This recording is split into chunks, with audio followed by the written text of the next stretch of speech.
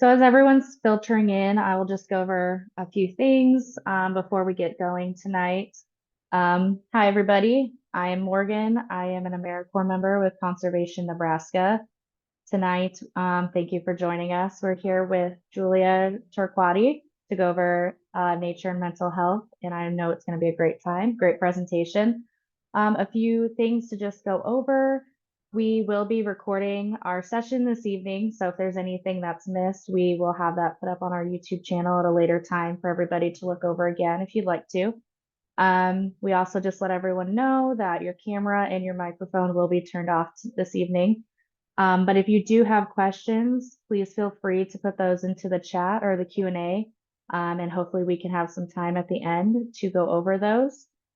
And with that, we will get started here. We may still have a few people filtering in, but that's okay. So I will pass it over to you, Julia. Thank you, Morgan. As Morgan mentioned, the focus tonight is going to be using natural environments to support mental health of children and adults. And so an overview of the presentation. First, we'll just talk a little bit about what mental health is. What do you think about when someone says mental health? What it is in infancy and early childhood and adulthood, because we think about it a little bit differently in those different developmental periods. What kinds of things influence mental health, and then specifically research on associations between nature, mental health, and well-being, and then how we can use that research to promote good mental health among children and adults. So people think a lot of different things when you say mental health, and so if you'd like to, go ahead and put your ideas in the chat about what mental health is. And I think a lot of times people think about mental illness when we actually say mental health. And so to shift the frame a little bit, I want to encourage you to think about wellness. It is whole person. It involves physical health. It involves activity, nutrition. It is embodied. So our bodies feel good, and the health is located in our bodies when we feel good. And it involves our thoughts, feelings, and behaviors. And it's also social. And so if we think about our social health and how when we are feeling good, when we're mentally healthy, that's good for our relationships. And when our relationships are healthy, that promotes good mental health for us as well. And our mental health is associated with our experiences and our environments. Yeah, mind, body, and spirit in balance and well, absolutely. Balance is a big part of mental health. And so what we're experiencing and the environments we're living in have a pretty big influence on our mental health. So as I mentioned, relationships and other supports, the stressors we experience, and our healthy physical environments have an influence as well. You all know that how you feel when you're in a noisy environment, or on the other hand, you know, in an environment where you're by a river or something and you can hear water running. Yeah, your ability to handle adversity and to focus on the things that you want to. So, you know, being free from the kinds of impediments to being able to pursue things that you would like to. So according to the CDC, mental health is an important part of overall health and well-being. It's really integrated rather than separate from physical health. And it affects how we think, feel, and act. It affects, to your point, how we cope with stress, how we relate to others, and how we make choices and healthy choices.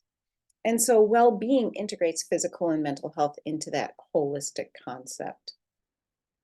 So I have this representation that kind of helps me illustrate how I think about the definitions of mental health. If you think about a rainbow on the left side, all of the colors are crystal clear and you can see them and they're vibrant. And as you move across the screen, they begin to get sort of mixed up and muddy. And so one of the reasons I like to use this illustration is because it's really a continuum when we think about mental health. It's not as though all of a sudden you cross a line, you're healthy and you're unhealthy. But you can begin to have some symptoms, you can begin to have some things that may not be going quite well. And then at some point, that really affects the way that you're feeling about things. And so people can move back and forth across that continuum. Okay, so in order to understand the state of our population at this point, I'm going to talk a little bit about some of the most common mental health conditions among adults. And so probably not surprisingly, more than 10% of adults regularly had feelings of worry, nervousness, or anxiety. These are 2019 data, so pre-pandemic. There's always a little bit of a lag. And so as we know, that really increased significantly during the peak pandemic years. And 12% took medication for feelings of worry, nervousness, or anxiety.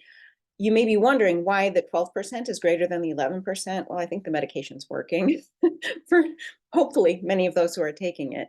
4% regularly had feelings of depression, and 10% took medication for feelings of depression. Again, if you're wondering about why the medication number is higher, and 10% counseled by a mental health professional. And then this is a little bit different. These symptoms and diagnoses are a little bit different than thinking about mental illness as the flip side of mental health as well.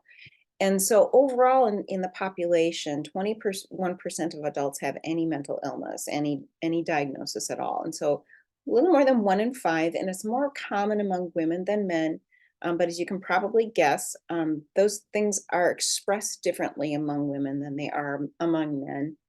And men are less likely to seek help for mental illness as well, in part because of societal norms and expectations. The prevalence of mental illness is highest among young adults at 30.6%, and especially the transition to adulthood, which is quite stressful, and then decreases to 14.5% for those over 50 years of age. 5.6% have a serious mental illness, and so this is something that really interferes with their ability to function in everyday life, and that is also more common among women than men. And like before, the prevalence is highest among young adults in the transition to adulthood.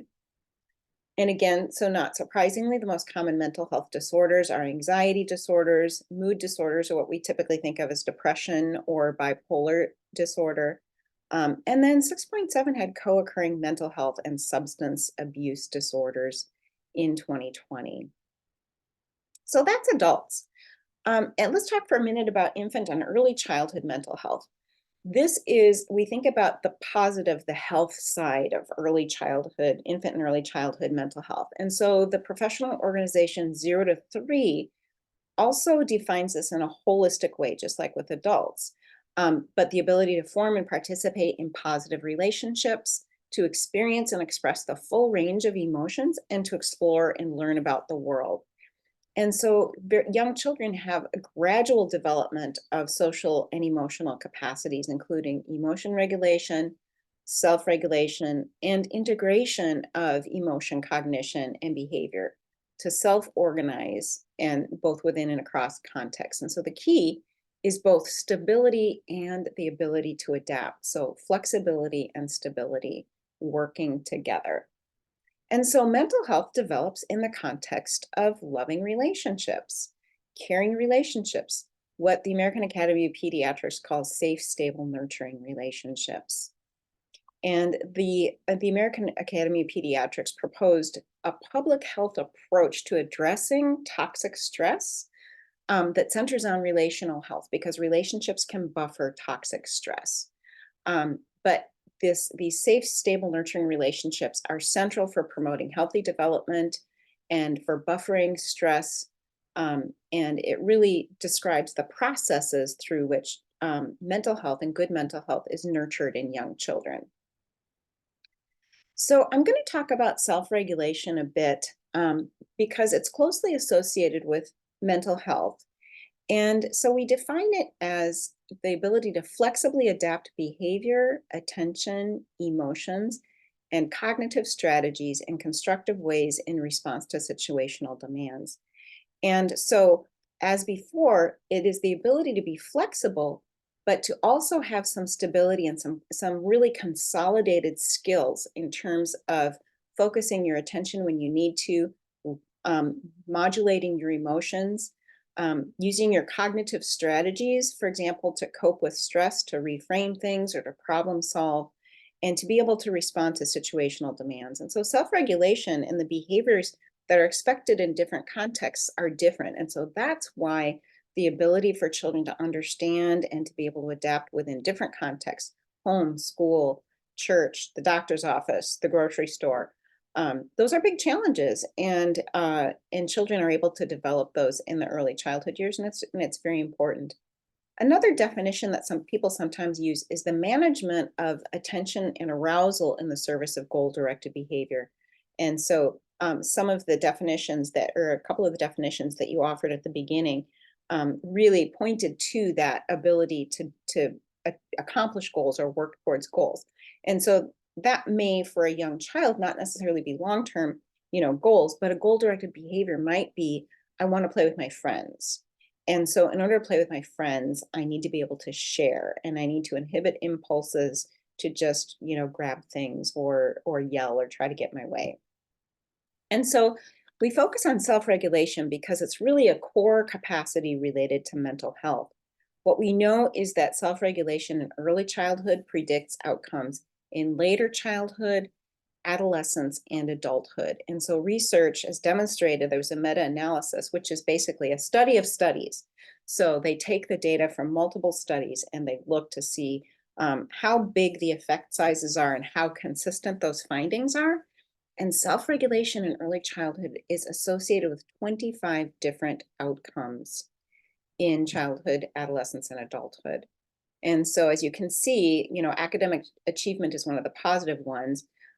It's inversely associated with aggression, depression, obesity, and so forth. What that means is more self-regulation, lower risk of depression, lower risk of obesity and cigarette smoking, and so forth. And so lots of positive things come from development of self-regulation in early childhood. And as we'll see a little bit later, that experiences in nature can really influence the components of self-regulation. I mentioned toxic stress a few minutes ago, and you've probably heard of adverse childhood experiences, or ACEs, on the left. And there is research that suggests that the effect of adverse childhood experiences, that it operates on some of these physical and mental health outcomes through difficulties with emotion regulation. In other words, the effect of adverse childhood experiences on health and mental health later on is mediated by emotion regulation. And so the extent to which adults around children can support their development of emotion regulation and self-regulation, even when there are difficulties in their lives, these adverse experiences, that can really sort of mitigate the risk of later mental and physical health difficulties. Again, safe, stable, nurturing relationships being key. So we think, we pay a lot of attention to infant and early childhood mental health, both so that children can be healthy in the present, but also because we're thinking about the long-term downstream effects of early mental health. And so in early childhood, infancy, toddlerhood, preschool, the importance of being able to recognize and understand your own emotions and other people's emotions, and manage strong emotions, express them in constructive ways, and regulate your behavior and empathize with others, and build and sustain positive relationships predicts these positive outcomes in adolescence and adulthood. So emotional well-being, mental health, healthy relationships, and academic and professional well-being. And so you'll notice on the left side, each one of those really describes those three components of infant mental health, of being able to experience and express emotions, build positive relationships, and explore and learn about the world.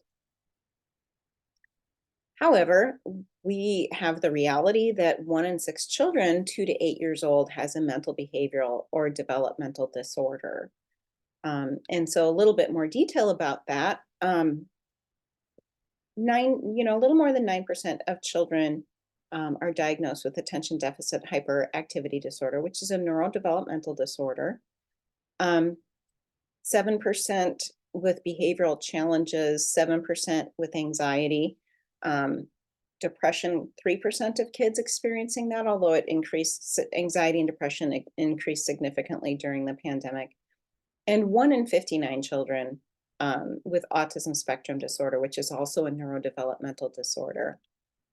So the pandemic, as you know, really sort of turned everything upside down for everyone. And so from April, the beginning of the pandemic, to October of 2020, there was a 24% increase in the proportion of mental health visits to emergency departments for children ages 5 to 11. So prior to adolescence, even we're seeing this. And then a 31% increase for children and youth ages 12 to 17. And because of that, 3 different professional organizations, the American Academy of Child and Adolescent Psychiatry, the American Academy of Pediatrics, and the Children's Hospital Association, declared a national state of emergency in children's mental health in October 2021. And of course, that was a very challenging time to address it. We were moving to a telehealth, telemental health mode at that time. But most, there was a lot of restriction in our people being together still at that time. So what kinds of things are influencing mental health? Adverse experiences in childhood, trauma at any age. And I should note that trauma is actually physically embedded in multiple body systems. So obviously your brain, your endocrine system, your immune system, your cardiovascular system. And this is because when a person experiences trauma, it's an extreme threat. And so your brain is primed in particular ways to activate fight or flight responses. And there are things in the environment that will remind people or be triggers. Nana, Yes, why honey. did you get the table more higher up? I got the table higher up so I could see it better. Now you need to be quiet, okay? Okay, thank you. This is my granddaughter. So there are also biological risk factors associated with mental health, genetic risk factors. And remember, it's embodied. And so things like chronic health conditions, nutrition and exercise also have strong influences on mental health.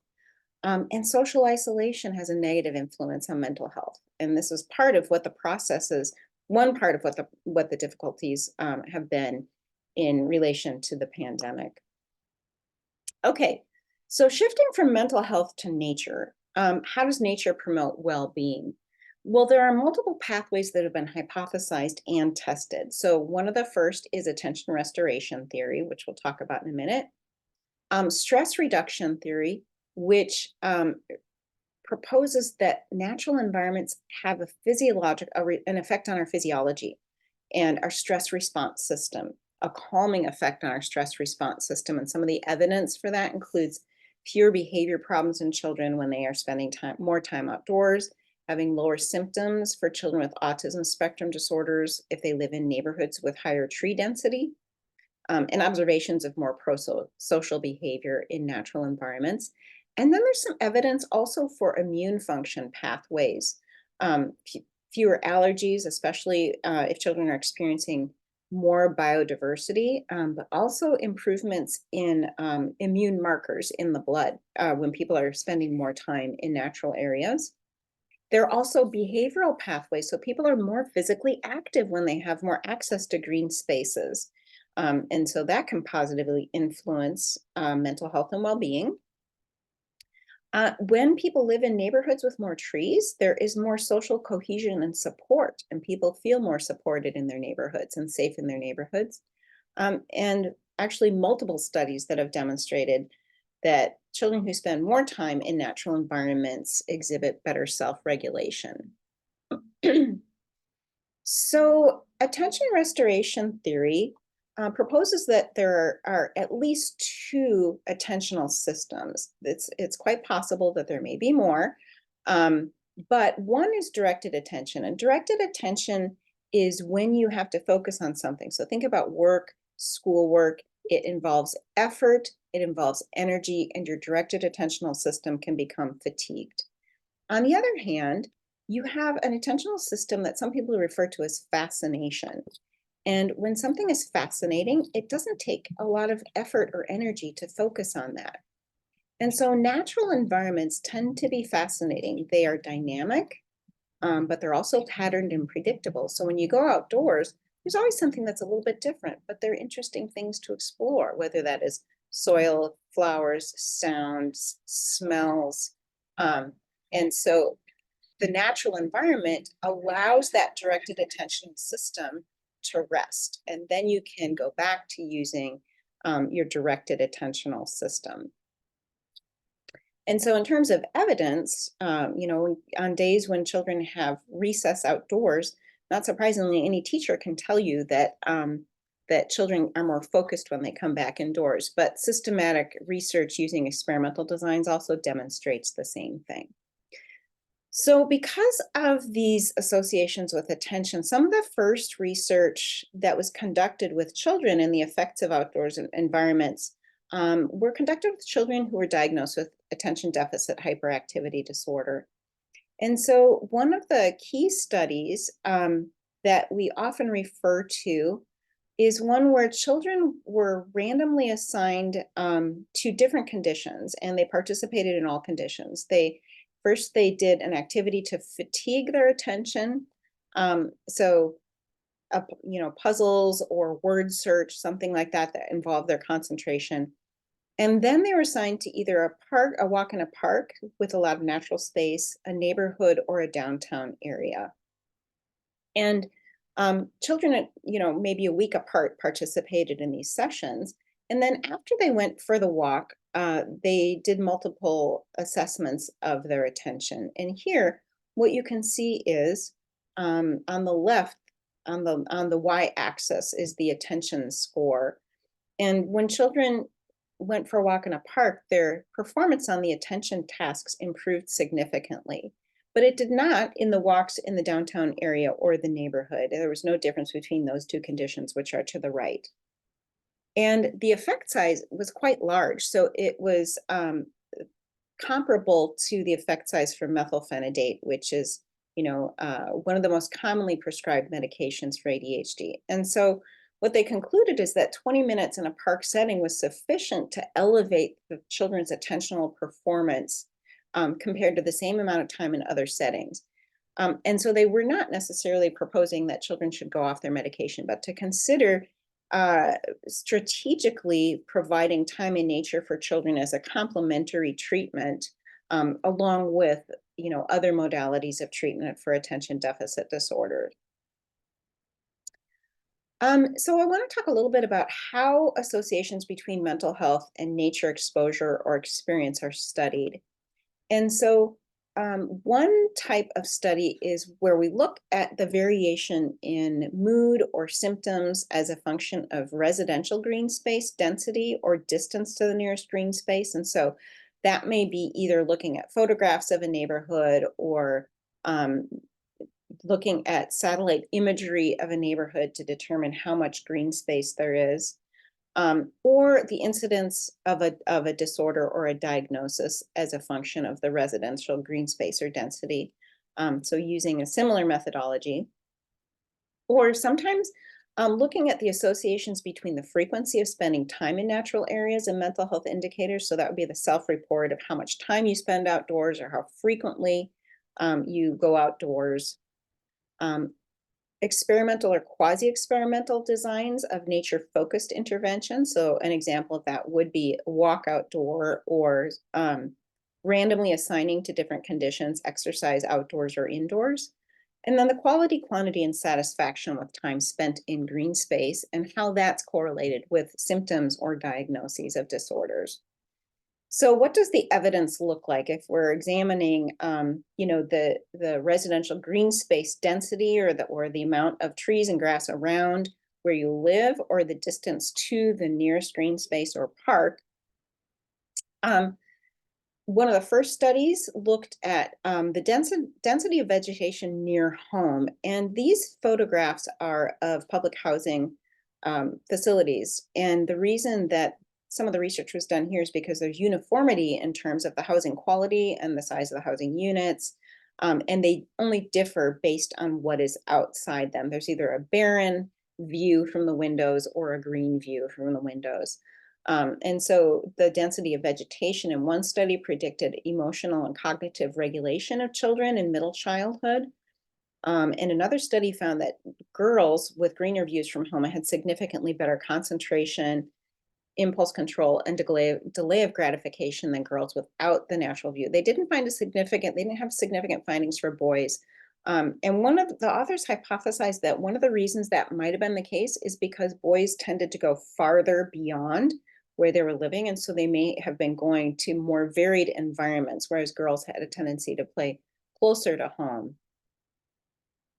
When there are green common spaces, children engage in twice as much play. They engage in more creative play, but there were no differences in other activities, and there were more adults present as well. And so when I was talking about the social cohesion, adults will go outside and socialize with each other when there's shade, when there's green space, it's much more pleasant. So across countries, there are consistent positive associations between nature experience and well-being. So we have Japan, Scotland, South Korea, and beyond. So in Japan, forest views were associated with improvement in mood and reduction in self-reported stress.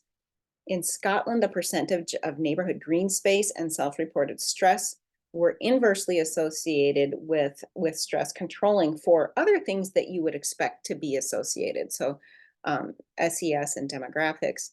In South Korea, higher residential greenness was associated with lower levels of internalizing in children and adolescents. So internalizing is anxiety or depression, and externalizing is conduct or behavior disorders. And there were both direct and mediated associations through air pollution exposure. So in other words, greenness reduces air pollution. And so that was part of the reason why the greenness was associated.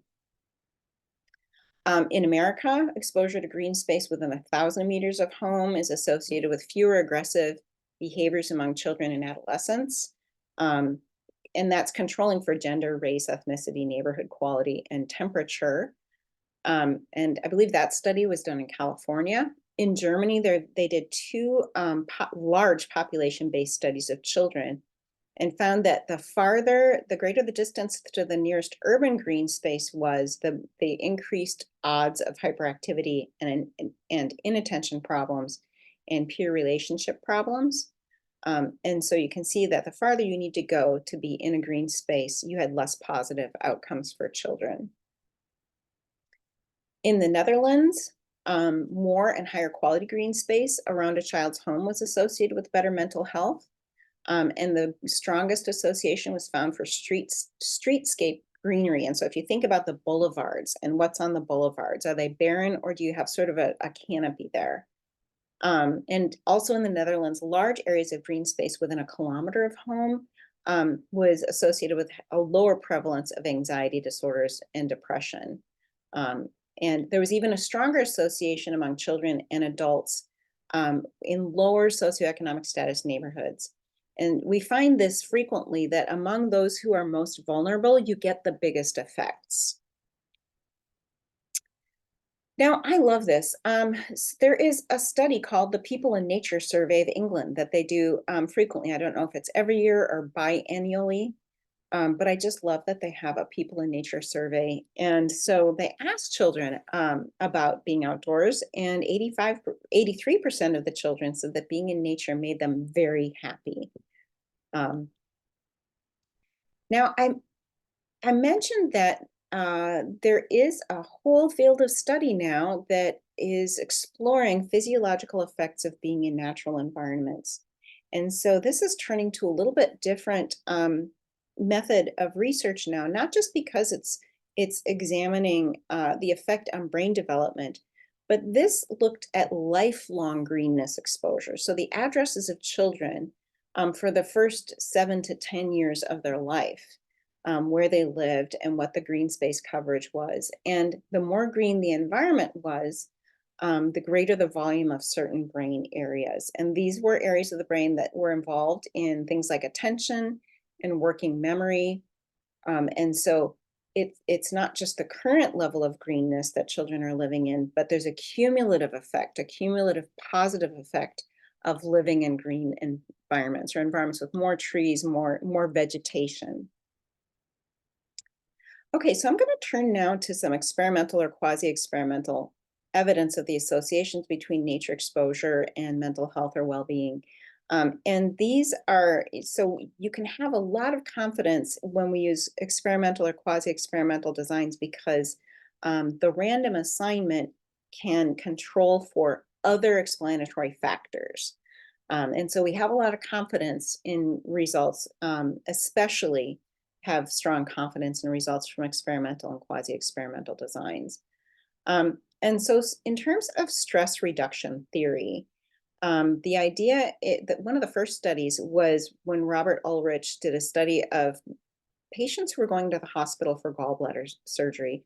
And it's really important to control for the type of surgery, because if you had someone going in for heart surgery and somebody going in for something that was much more minor, you can't really measure the outcomes because they're going into the hospital for different things. But everyone who was in this particular study was going in for gallbladder surgery, which is fairly routine. And they were randomly assigned to a room with a nature view or a brick wall. And what he found was the patients who were assigned to the nature view had fewer postoperative complications, they required less pain medication, and they were discharged home earlier. And so this suggested a physiological effect on health of that nature view. So consistent with that, Terry Hartig compared walking in a nature preserve and an urban setting, and found that after walking in a nature preserve, there was more rapid decrease in diastolic blood pressure as an indicator of stress. And so that was a greater stress reduction in the natural setting. And so there's what we call a research paradigm, wherein participants are exposed to a stressor, and then they're exposed to something that can relieve the stress associated with that stressor. And so in this example, 120 college students viewed a 10-minute stressful movie, and they were randomly assigned to one of 6 10-minute recordings of everyday outdoor settings. And so those who viewed a nature movie more fully recovered from the stressor, and the physiological measures included skin conductance, pulse transit time, muscle tension, and interbeat interval, which are all indicators of parasympathetic nervous system responses, which means the calming responses of your nervous system. Adults demonstrate improvement in mood when they walk in an arboretum, more than a walk in an urban setting. And so that's an experimental comparison. They were randomly assigned. And also those who walked in nature improved their directed attention and mood, where those who walked in the city did not. What we find is interesting, this effect, it holds whether you're actually going for a walk or viewing images of nature, and sometimes videos as well. So it's very interesting that it can be a view out a window, it can be actually being in nature, it can be looking at photos or a movie.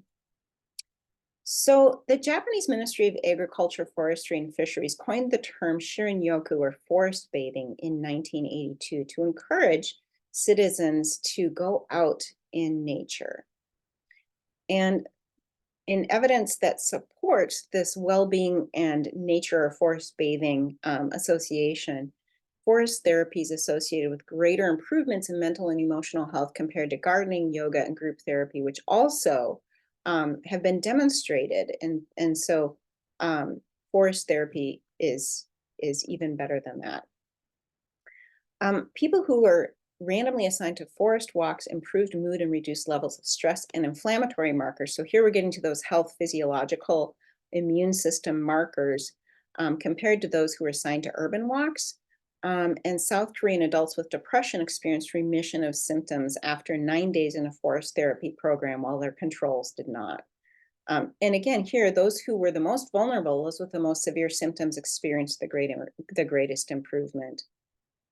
And so in addition, another study, the participants experienced significantly greater stress reduction and larger improvements in mental health.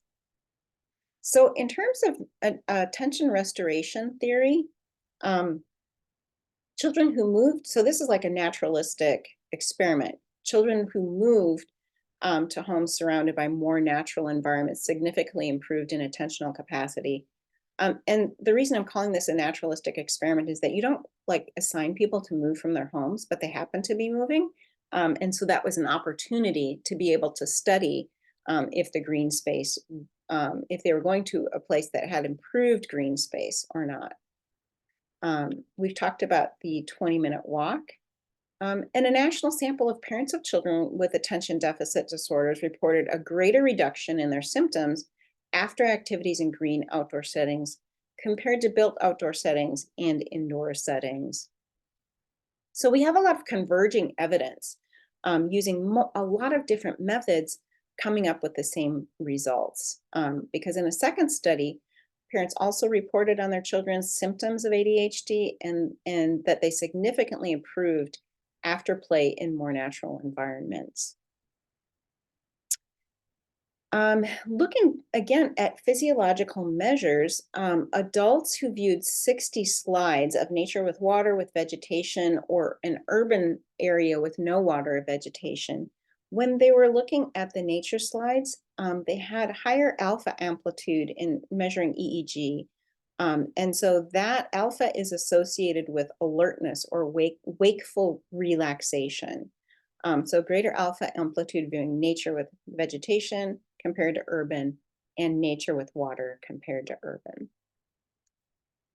So children spend a lot of time in school. And so there has been a fair amount of research done in early childhood programs, as well as elementary and high school contexts, or with elementary and high school students.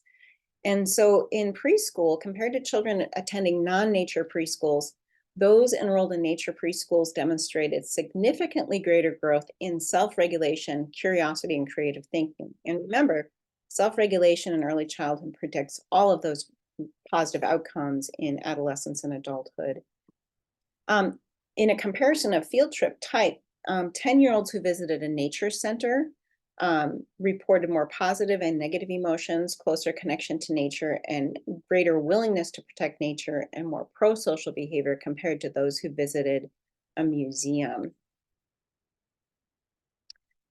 Another study compared the frequency of outdoor curriculum and total time outdoors in kindergarten, and compared high and low implementation of outdoor curriculum. And so girls, again, here we have the impact for girls.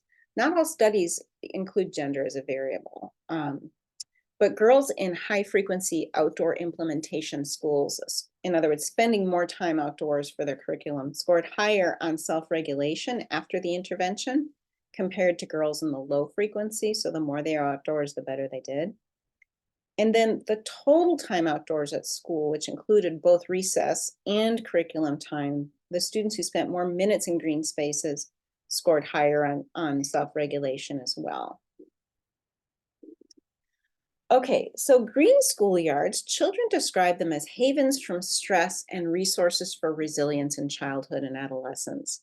And some of the ways that they use natural areas are to escape from stress, build competence, have greater focus, and to interact and form social groups they can gather with their friends.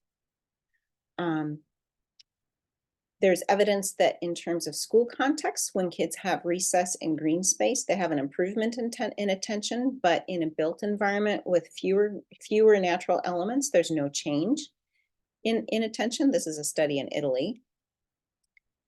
And this is a study in high school. So looking at the views to school landscapes and their effect on recovery from mental fatigue. And so I mentioned before that when we're looking at attention restoration, you have to have students do something that fatigues their attention. And here they also induced stress. So it involves, for example, doing a public speaking for 5 minutes, make a speech in front of adults, do some math problems. And then they're randomly assigned to have a rest in a specific room type here. And so they were randomly assigned to a room with no windows, which you can see on the left, windows with a view to another building, which you see in the middle, and windows on the right that have a view of green space. And what we found is that, or what they found, is that for those with the view of the green space, they had improved performance in attentional capacity and decreased stress when they were assigned to the green space or the green view condition. So speaking of stress, nature has been tested as a stress buffer. And so in this particular study, children living in a rural area in elementary school, they assessed their physiological distress. And the number of reported stressful life events you can see across the bottom here. So the bars on the left side, kids had few stressful life events. In the middle, sort of a medium level of stressful life events. And on the right, you can see they had a lot of stressful life events. And the gray bars are those children who were living in areas where they had sort of low nature, and the black bars are areas where they had higher nature, higher density of green space, for example. And what you can see is that the difference between, if you look at the high level of stressors, the difference between in physiological distress is much greater between the high and low nature groups on the right side than it is on the left side. So when you have low stressors, it's nice to be in a natural environment. But in terms of your physiological distress, it's not going to make that much of a difference. But when you have a lot of stressful life events, being in an environment with a lot of natural elements is going to make a bigger difference in terms of your physiological distress. More green space in urban areas is associated with fewer internalizing behaviors in children. And again, that's symptoms of depression and anxiety. Living in a deprived urban area, so that means low income of the UK. But there's no association for white British children in the same area. So this was, there are a lot of South Asian immigrants and second generation, third generation. And so here we again see a bigger impact, or actually a significant impact for those who are more vulnerable, those who are lower income. And the satisfaction with the quality of the local green spaces was a more important predictor of well-being than the quantity of or the use of green space among the South Asian parents. Now, this is a really interesting study because what it tells us is that the presence of trees make a difference even if we don't notice them. And so in this study, these were students who had just completed a class, so they were cognitively fatigued. They had used their directed attention. And then they were shown different images, and they rated the perceived restorativeness of the images, and then they also performed a cognitive task called the digit span backwards, which really draws on your directed attention performance. And so the participants were shown 5 images for 20 seconds each, and there were 4 conditions. They were randomly assigned to one of these 4 conditions. One of the conditions was a no tree condition, and so you can see on the top in the left, that's really no trees. Then the second condition was minimal awareness. So there were rapid flashes of greenery every 5 seconds for 0.03 seconds. So they could notice, but they weren't aware of the greenery. That's not long enough for you to cognitively register that it's there. The third condition was moderate awareness, so there were images with greenery for the entire time, and the fourth condition was heightened awareness. They were told to pay attention to the greenery.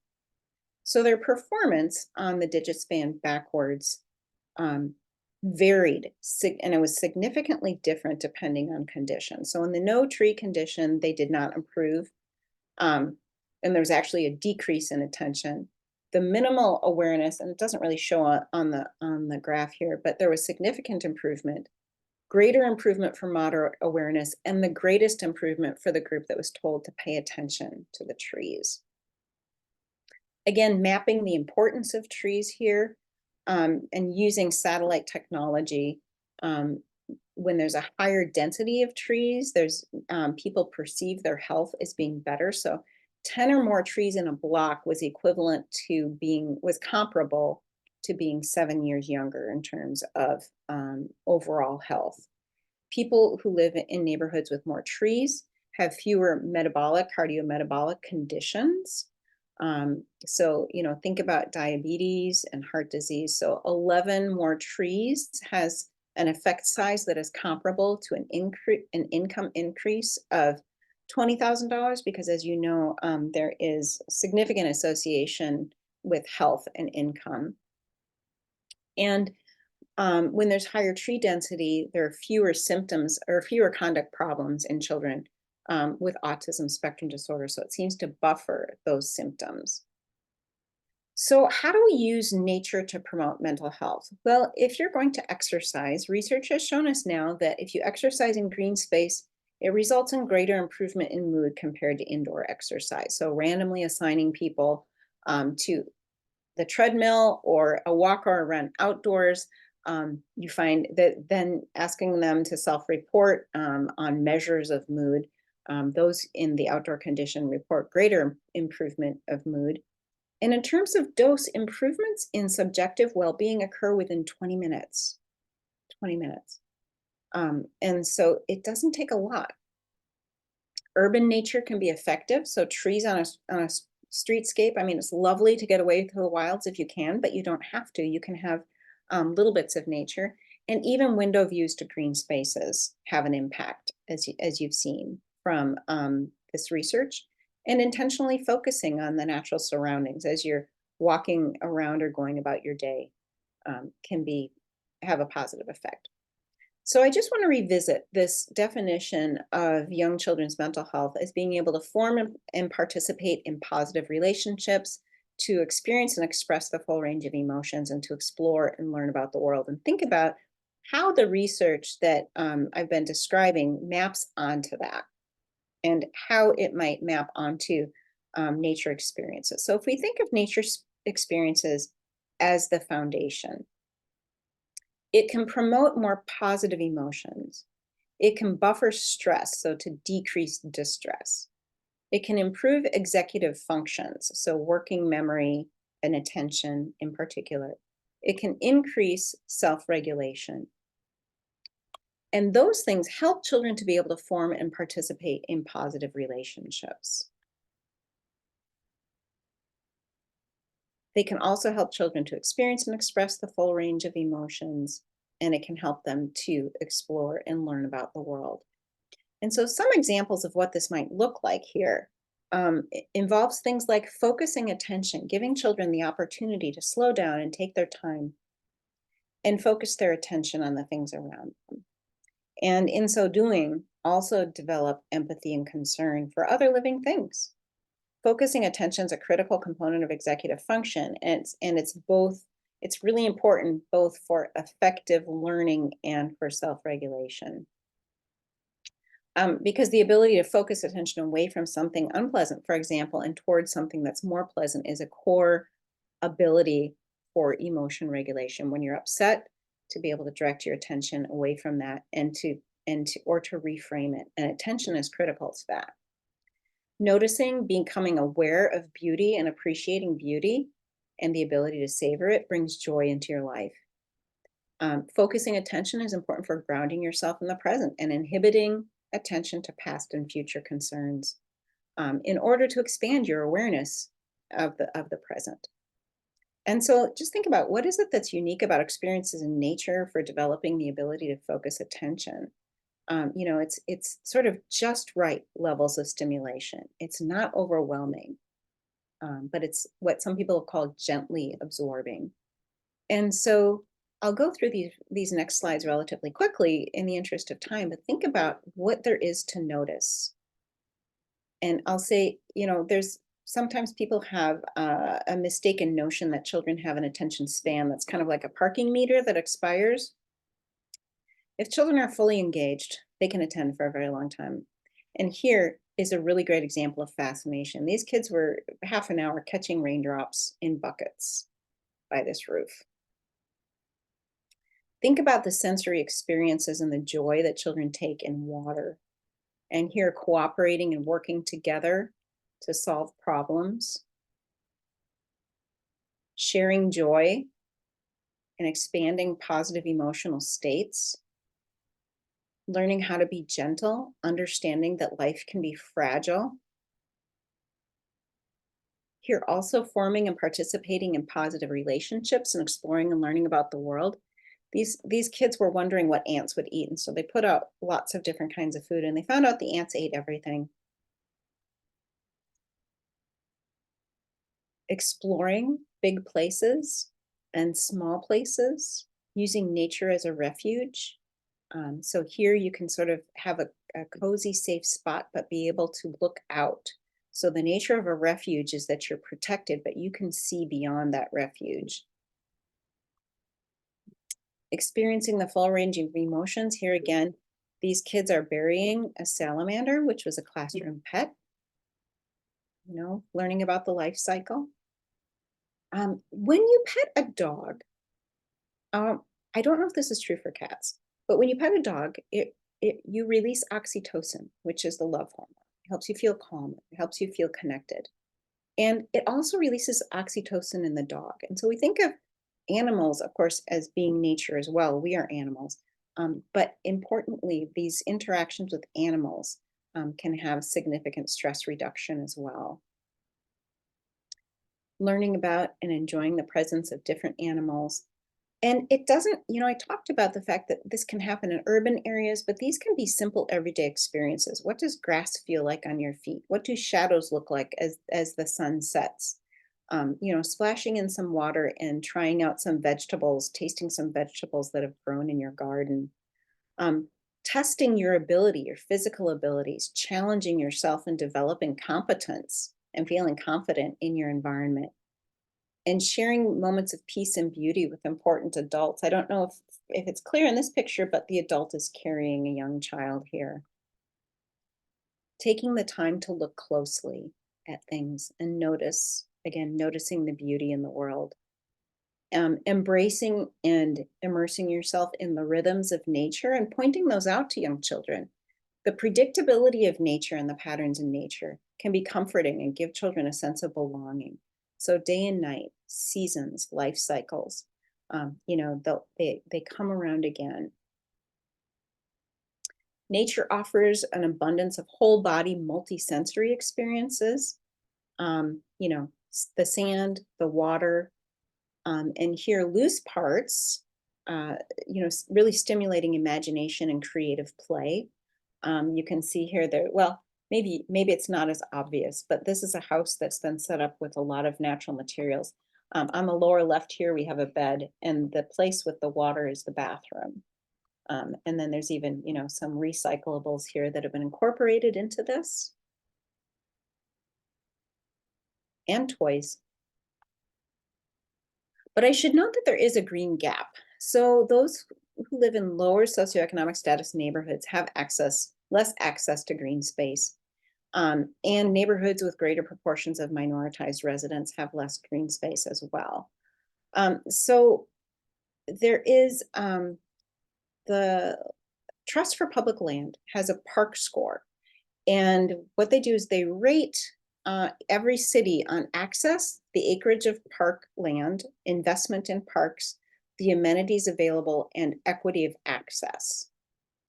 And Lincoln ranks 34th nationally. And from the Trust for Public Land website, I took this particular graph because it shows the differential. This is the green gap. So those who live in white neighborhoods have access to 44% more parks compared to the median within the city of Lincoln. And so it's less for these other minoritized groups. If we go to Omaha, it ranks 46th nationally overall.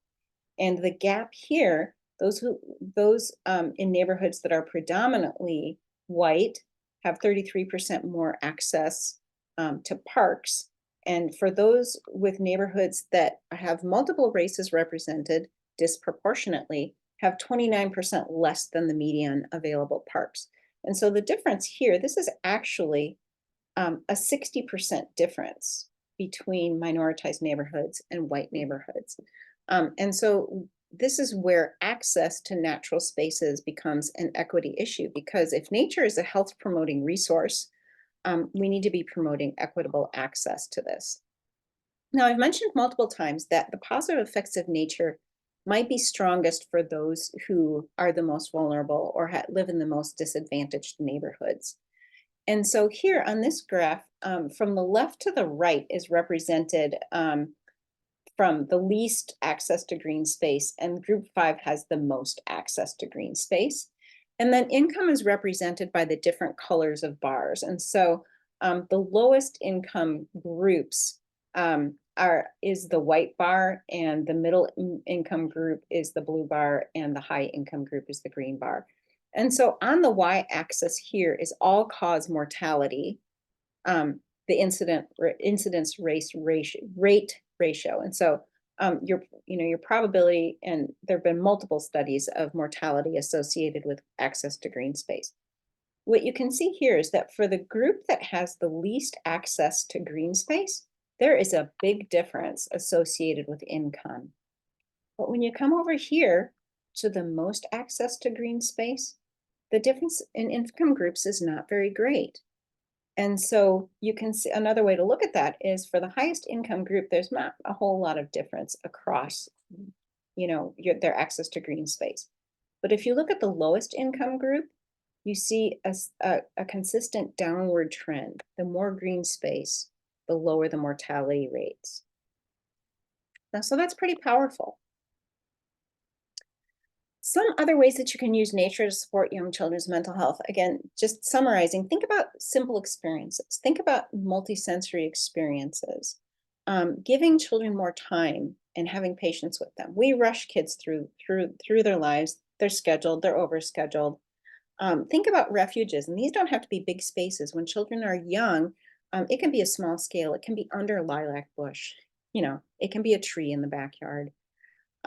Drawing attention to drawing their attention to the rhythms of the natural world, day and night and seasons. What is the order of things? What are the first flowers we see come up in the spring and the next flowers? What are the first birds that we see and the next birds that come? Which birds migrate and when do they come back?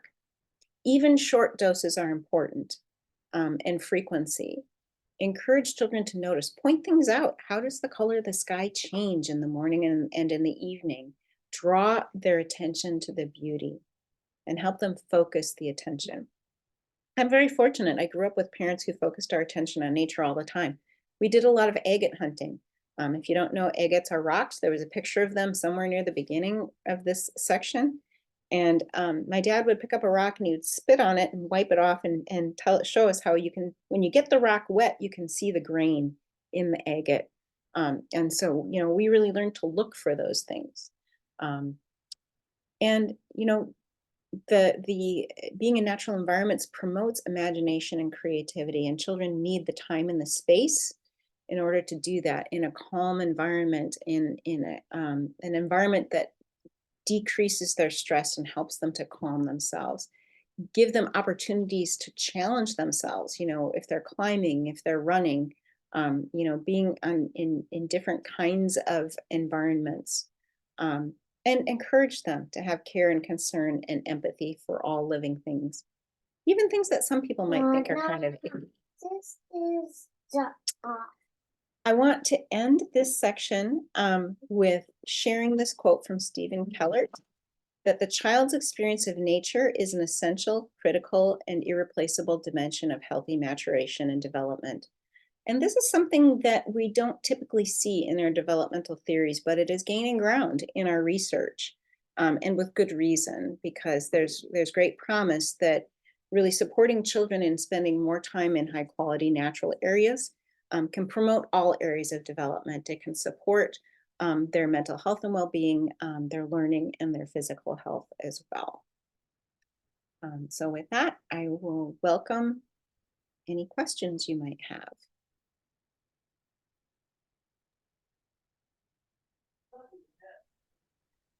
We do have a question in the Q&A. It says, does there seem to be any impact on school performance given attention improves when children spend time in green spaces? Thank you. That is a great question. There are two different ways that has been studied. One is in terms of children's ability to be engaged after they've been outdoors, either in a playground area around the school that has a lot of green space, or sort of more of a barren playground, maybe basketball court, a lot of concrete, that sort of thing. And children seem to be able to engage better when they have the opportunity to be in a playground area that has more green space. But another way that that's been studied is, again, kind of a naturalistic experiment. And what I mean by that is you're not randomly assigning people to groups, but for example, there was a study in one of the East Coast states, I think it might have been Massachusetts, where they were going to be naturalizing playgrounds in a school district.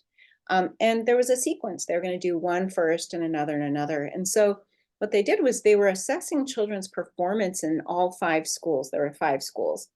And as they greened each of the school grounds, I just get chills talking about this, because they actually found differences in standardized tests as they sequentially improved the green space around each of these schools. And the reason that I say that, the reason it gives me chills, is because that's not something we typically think of that would be impacted by the area surrounding the schools. But, what does it mean for schools that have a lot of built environment around them and very little green space? It's very powerful. It suggests to us that it's a very profound investment to be able to improve, the spaces around schools. One of the things, so I teach classes with future teachers, and one of the things that I share with them and encourage them to think about is when a child is looking out the window, they're not distracted, they're restoring their attention, and to reframe it that way. Because too often, teachers, if a child is looking out the window, they think they're off task. But that's them taking a mini brain break. That's really important, because all of those studies with high school students and with adults in terms of window views, and I didn't even share all of the studies, but so many studies with window views of a natural area improve cognitive performance. And those that have been done in workplaces, workplace satisfaction and productivity. And so in terms of children's school performance, better engagement and better performance. But we need to do a lot more research in that area too. Thank you for the question. Yes. I will also just say, Peggy, if you want to launch the poll while we're doing some questions too, I meant to mention that at the beginning. I see a paper between Plants on Shelf and Blackground as a related resource or program of UNL or Extension. That is a great question. So this is a poster from the Nebraska Symposium on Motivation. Let's see, it was 2019. I had to check the year. The topic in 2019, we invited researchers from around the world who were doing research on nature and psychology. And so that symposium was in April of that year. And then a year later, we published a volume with the papers from that. However, Extension does have a program. So Katie Krause with Extension is involved in the Early Childhood Outdoors program, ECHO, improving environments for children outdoors and improving the green space for them. And she does a lot of professional development related to that. And I think she's in Douglas County. I think that's the office that she is in. But really the early childhood team, I think that there are multiple members of the early childhood team who do professional development related to early childhood programs and natural environments, and promoting, helping teachers and early childhood educators to integrate a lot more nature experiences into their programs. But another resource that I'd point you to is the Children in Nature Network.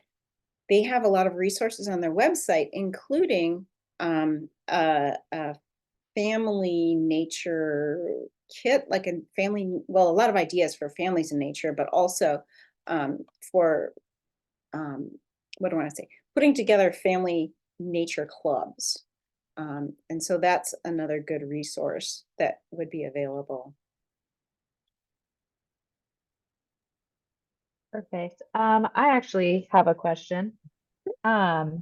when you are doing this research, a lot of it focused on children, school age, maybe, and then adults, young adults, adulthood.